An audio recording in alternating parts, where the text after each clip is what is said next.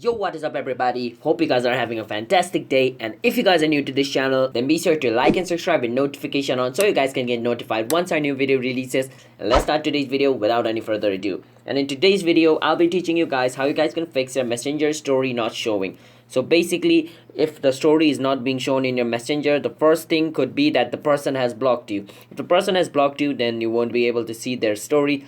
And if you have blocked the person, so if you have blocked the person or muted the person's story, then you won't be able to. So to see if you have muted the person or not, click on this icon over here, and after you click on the profile icon, scroll down over here and go to where it says story.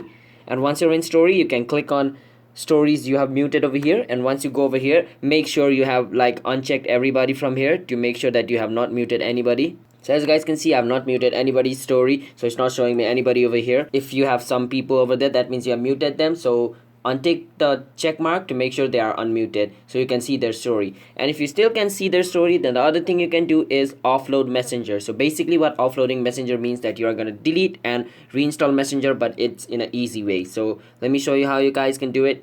You can click on messenger, hold for it some time, and click on app info.